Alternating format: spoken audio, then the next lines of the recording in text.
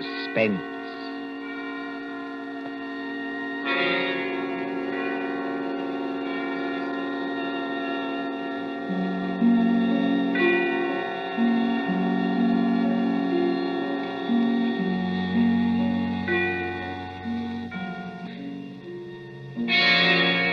Suspense.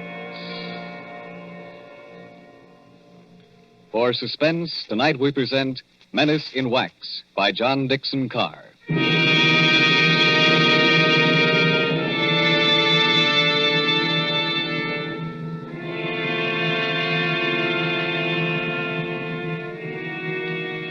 During the French Revolution of 1793, a Swiss girl copied in wax the severed heads of those who had just been guillotined.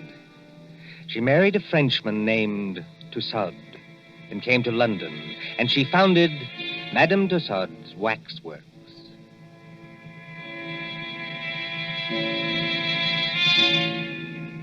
There it is, still in Marylebone Road, near Baker Street Station. Not the original building. That was destroyed by fire. But it remained untouched when a darker shadow than revolution came to England. And they plastered high explosives all along that road and hit the cinema next door. We are going to London under the bomber's moon.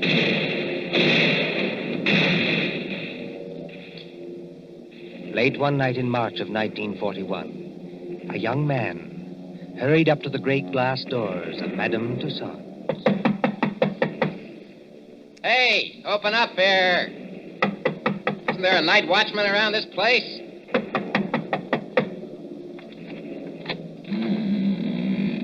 There is, Governor, and I'm him. Now, what do you want at this hour of the night? My name is Rogers. I'm from the Daily Record. Oh. If you'll let me get inside, I'll show you my press card. Didn't you get any orders about me? Well, maybe I have at that. Oh, you're the bloke who wants to see the Chamber of Horrors. That's right. All right, you may as well come in. My paper got a tip there's something funny going on around here. Something funny going on here? That's a good one. The rain's not very heavy tonight, is it? No, they're going over. You ain't heard where, Governor? We got a teletype flash. There was the Midlands. Lord lummy, and I've got a sister in Birmingham. Oh, why can't she come and stop in a nice, safe place like London? There's the Regent's Park guns opening up again. Makes your teeth rattle and shakes the hats off the dummies' heads. You know, this Chamber of Horrors is getting to be popular tonight. You mean there's been somebody here before me? Yes. A woman? That's right, Governor. About 5 feet 2 inches tall, very pretty. If you like 'em, brunette and big-eyed and a phony French accent. No, Governor, no. This was only an old lady that lost her handbag. Oh, thank the Lord for that anyway. Now then, what is going on around here? Well, I don't know, Governor. You'll have to ask Pearson about that. Who's Pearson? Oh, he's the bloke that's the watchman down there. He's old and he imagined things. He phoned your piper. Have you got an electric torch? Yes. Then go straight on through the marble hall and down the stairs on your left. And don't speak to the policeman, 'cause he's wax. Yes, that's the way, Governor. That's the way to the Chamber of Horrors. Thank you.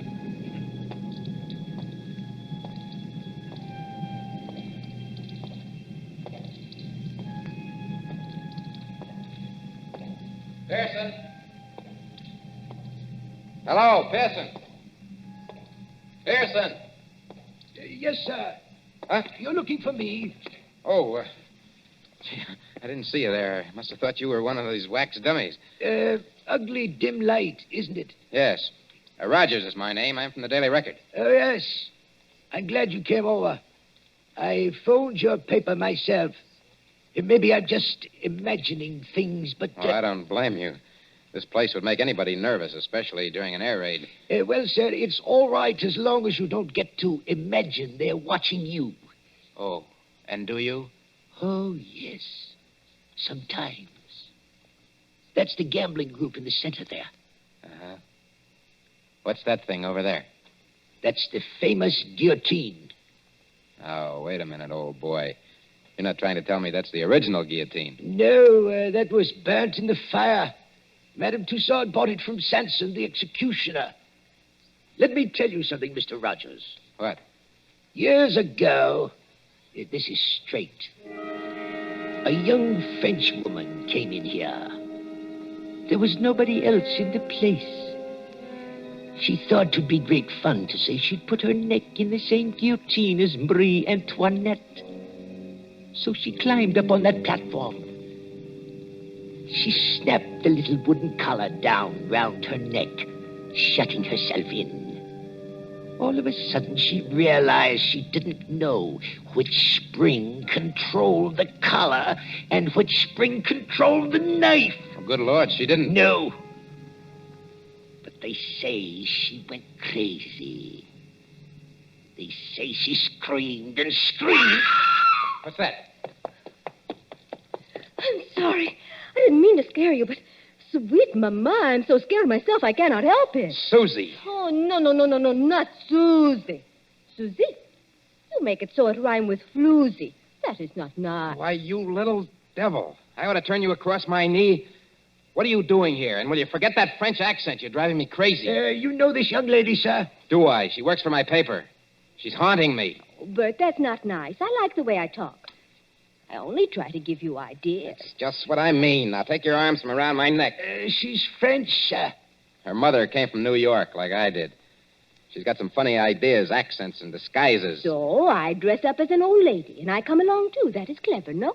Definitely no. But I go into what I think is the ladies' room, and there is Jack the Ripper. I'm so scared I almost kick the ghost. Whatever else you do, miss, for the love of heaven, put out that cigarette. It is not permitted? It is what they are most afraid of in this place. Fire. If you vouch for this young lady, Mr. Rogers... I don't vouch for anybody. But go on now. What's all the mystery here at Madame Tussaud's? You see the group over there? It's called the Gamblers. That 3 men and a woman in 18th century costume sitting around a table playing cards? Yes. And about once a week, when the lights are out... Yes? Those dummies do play cards. Is this a publicity trick of some kind? Oh, no, sir.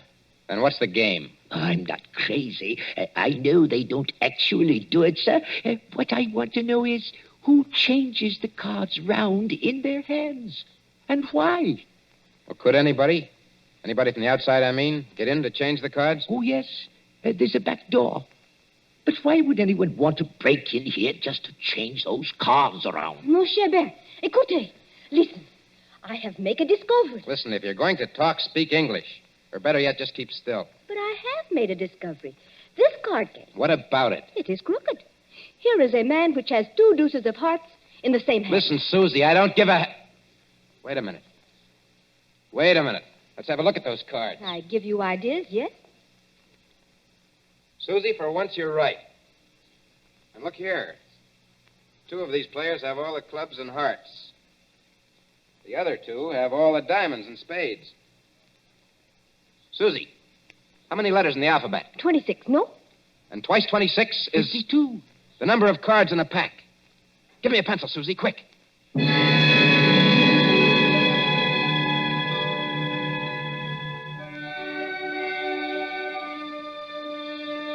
The War Office, Whitehall. MI5, headquarters of military intelligence.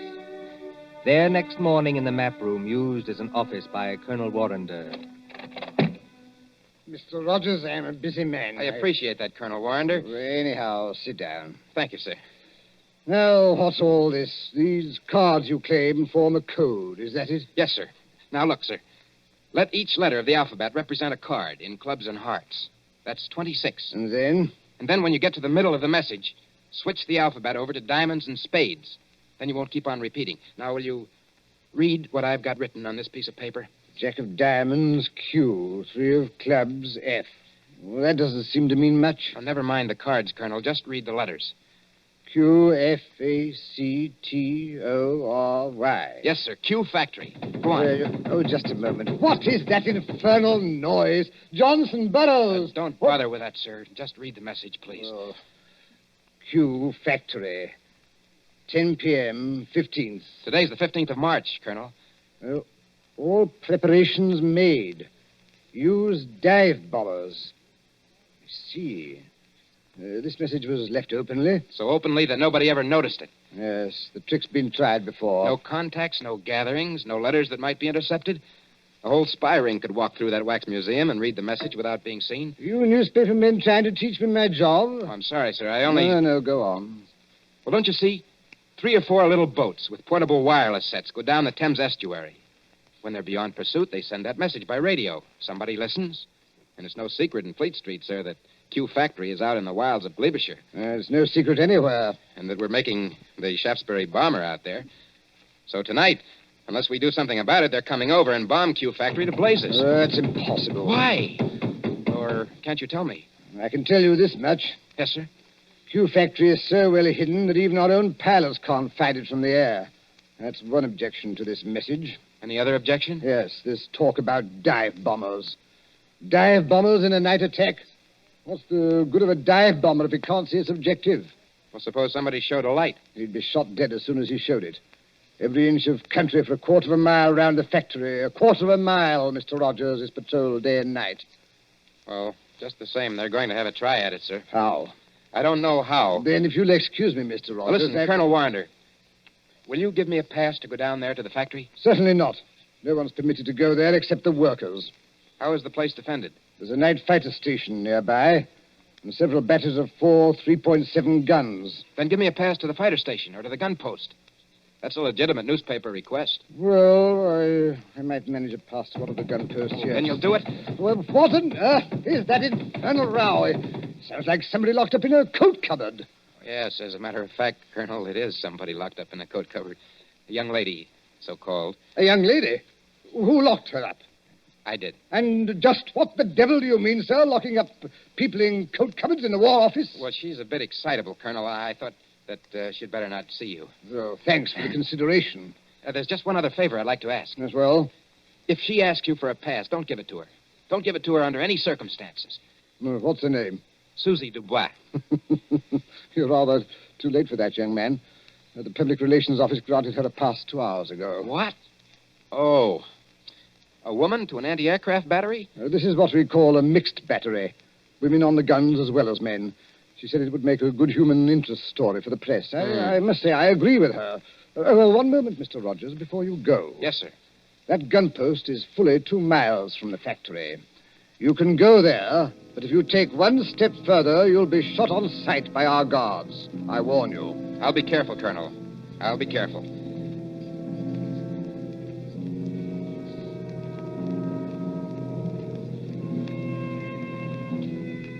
Somewhere in the West Country, a yellow moon shines over bare trees. A white mist, moving, clings to the ground.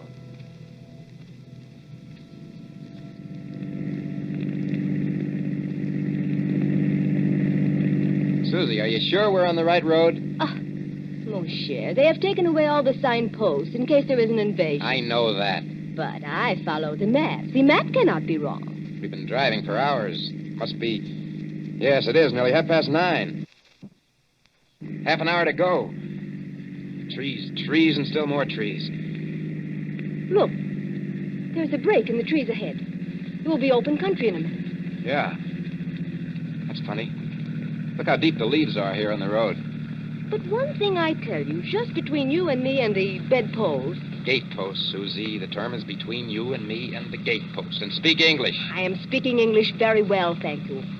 I do not need your help to be pure. All right. Now, this map, Well, what about it?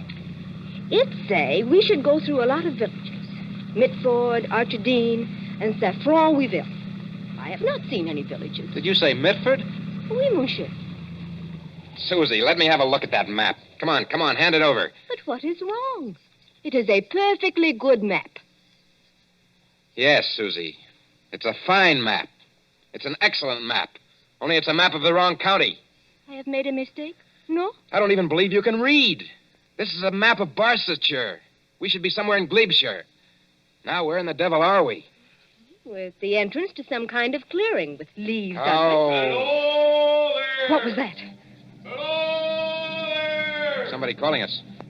And if we're in forbidden area... I see him now. Where? He's behind us. He came out of a white cottage back there. He's a big, heavy man with a mustache. Never mind the mustache. He's wearing some kind of a uniform and he's got a rifle.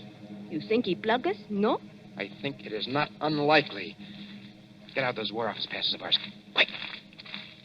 Good evening, my friends. Good evening. Can you tell me... Oh, we don't mean any harm. Can you tell me what time it is? Oh, what time it is? Yes. Oh, yeah. It's, 28 and a half minutes past 9. Thank you. I will keep you covered while I set my watch. There. My next question is, would you like me to shoot you both? No. Listen, Mr. McAllister. Captain McAllister. That's right. Captain, this girl, she's been reading the wrong map. You see, we don't even know where we are. You're in Hollywood Forest, my friend. Hollywood Forest? Is that good or bad? And you don't know what's just beyond the edge of this clearing? No. There's a big open space of 1/4 of a mile. In the middle of that open space... Q Factory. We're right on top of it. Then you have heard of Q Factory, my friend. Captain McAllister, we're from the War Office, and we've got passes to prove it. Let's see the passes. We were trying to find gun site number... I've forgotten the number. But it's here on that card. You've passed the gun site. 2 miles back up the road. All right. Here are your passes. What are you going to do to us? I'm not in the regular army. You can thank your stars I'm not. I'm forestry preservation. Oh. You are not going to chuck us in the cooler, even? No. Now turn that car around, get back along this road as fast as you can. If they fire at you, as they probably will... Oh, I wish I am home. Pray no, Ma, I wish I am home. Well, then hope for the best. My watch had stopped, and you did me a good turn. Now, hurry along. Hurry.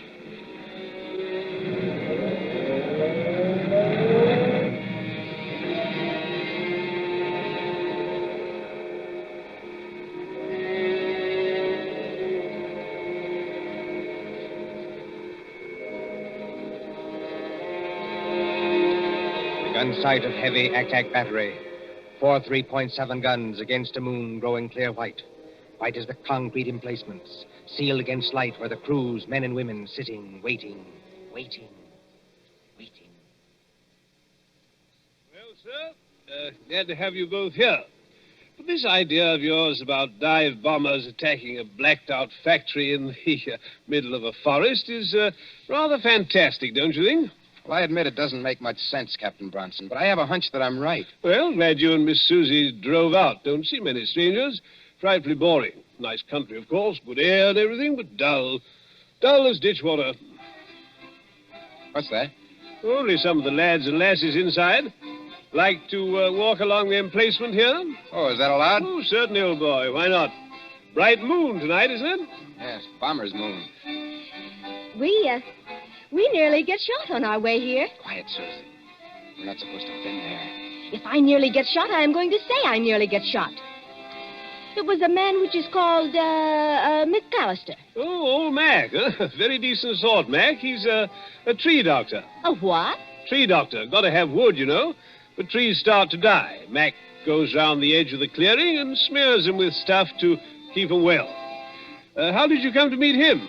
Well, the fact is, we nearly got as far as the factory tonight.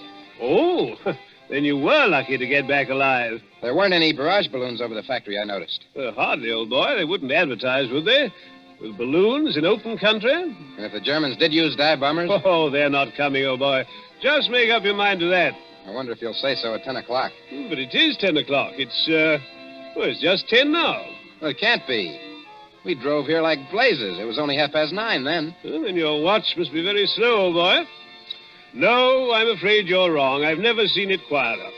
Cold tonight, very dry for March. Look all around you. Moonlight, open country, not a sign of life in it. Quiet, peaceful, and silent as the great... What was that? By George, I think we've got some visitors. I think we're going to see some fun. Enemy planes approaching south-southwest. Action stations. Enemy planes approaching south-southwest.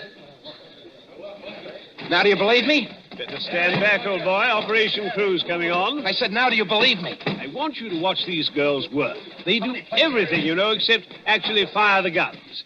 Now, keep your hair on, old boy. Susie, he still can't see it. Oh, they'll only be going over You think so? Oh, yes. We sometimes get a crack at them when they're making for Bristol. Standing by for action. Standing by. Listen.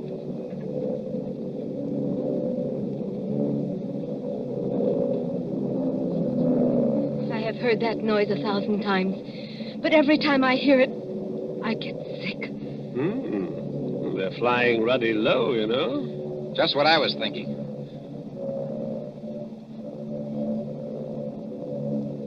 Spotter! Spotter! Any identification? Junkers, 88. Dive bombers. Height, 5,200. Now, look here, you two newspaper people. Yes, sir? There might be things popping, you know, can't tell. I'd like to get below. No, thanks. I don't like this, Bert, but I'll stay too. Rangefinder. Rangefinder, on target. Look here, you two. Those War Office passes you gave me, I'm not supposed to keep them.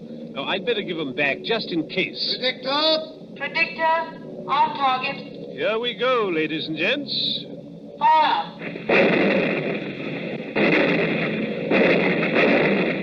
Stand by. Predictor on target. Fire. Stand by. Predictor on target. Headquarters message, sir. Fire. Yes, Corporal? Hold your fire. Night fighters taking off. Hold fire. Night fighters taking off. Hold fire. Message understood. What is the matter with them? With who? Those Boche planes. They're still a good way off, but they don't come any closer. Must be going over after all. They're circling. I think they're waiting for a signal. Anyhow, here are your War Office passes. You seem to have got them all smeared with oil. Oil?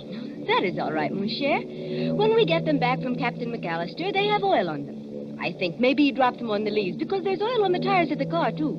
Then I think how always in this we meet things that burn. At Madame Tussaud's last night, they would not let me smoke a cigarette in case of fire. Fire. That's it, fire. What's the matter with you, old boy? Why did that fella, way out at the end of nowhere, want to know what time it was? Are you scatty? McAllister, you told me so yourself. He goes around the edges of the clearing and smears the trees with stuff to keep them well. Well, what about it? Suppose it was crude oil.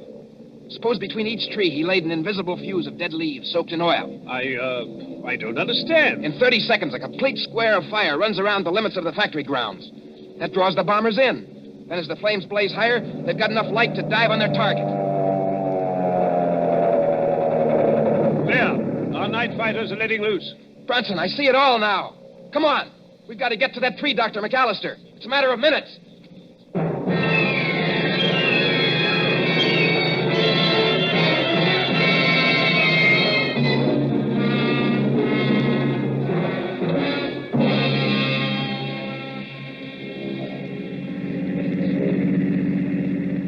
Susie, is Bronson following in the car behind us? Yes, he's following, and men with rifles. We've got to get to McAllister's cottage. This McAllister... I'll bet you 10 to 1 the real McAllister is either dead or tied up in that cottage. The fellow we saw was an imposter. Look out, Susie. Keep your head down. Oh, those fighters. They will chew up every younker in the place. They have not got the chance of a snowshoe in heaven. No, Susie, not a snowshoe in heaven. You mean... I know you are English at a time like this. What I cannot understand... Look out! I don't see why he hasn't set his signal off. What is delaying him? Why don't he strike a match when the bombers come over? Because he's a good Nazi. A good Nazi? My watch was slow, don't you remember? And I gave him the wrong time. He had orders to strike his match at 10 o'clock, and he'll not do it until 10 o'clock if there are 500 planes instead of 20. Bert, I see him. Where? Far up the road. He's running. Yeah, that's him. Think we can reach him before he gets to the clearing? Not the chance of a snowshoe in heaven. Signal Brunson to pass us. A long shot with a rifle might... Bert, one of the Junkers is hit. Huh? He's right over us. That's not all. He's unloading his bombs. That whole stick's coming straight down our direction. Keep your head down. I want to see. Put your arms over your face.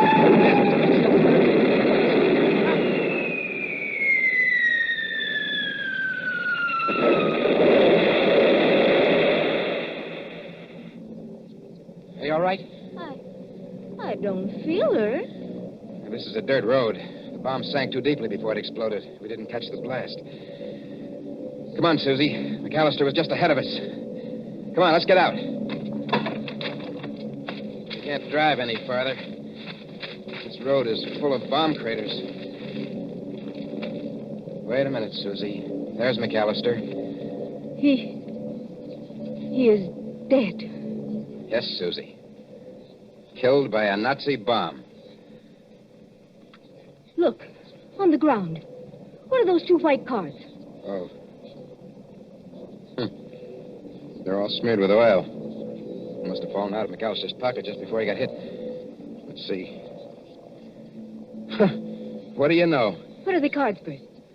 2 tickets for Madame Tussaud's waxworks. I'm afraid our friend's never going to get to use them. Not the chance of a snowshoe in heaven.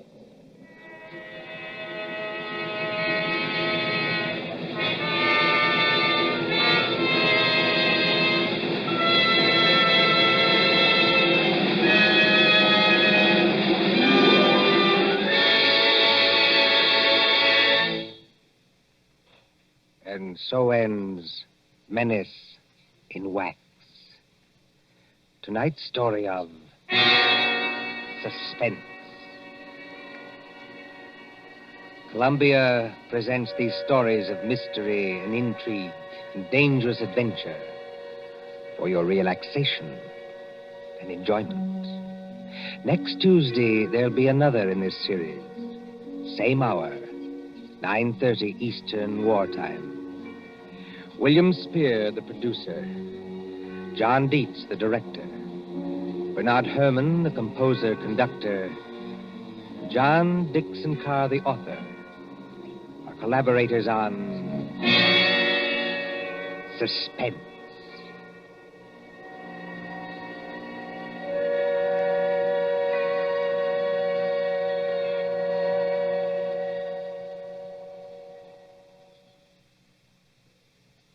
Here is a message of vital importance to every person who drives an automobile in America. There is wide misunderstanding about gasoline and rubber, and the government wants the following facts brought to everyone's attention. Actually, there is no scarcity of gasoline except in some parts of the East. But nowhere in the country is there enough rubber for military and civilian use. Starting 2 weeks from today, December 1st, mileage rationing goes into effect. This means that no car owner anywhere in the United States will be able to buy gasoline without a mileage rationing book. The purpose is to conserve the rubber we have by eliminating all unnecessary driving. When we think of the tremendous distances our mechanized army is traveling in North Africa and the long road to victory that still lies ahead, this extra effort on our part is slight indeed. Remember, everybody is going to have mileage rationing, so why not be prepared? The best way each of us can save rubber is by sharing our car with others. Let one car do the work for 2 or 3. So why not arrange with the neighbors tonight and start sharing the car tomorrow? It's the one real, important contribution that every automobile driver can make. Don't be a lone rider. Share your car and do your share for victory. This is the Columbia Broadcasting System.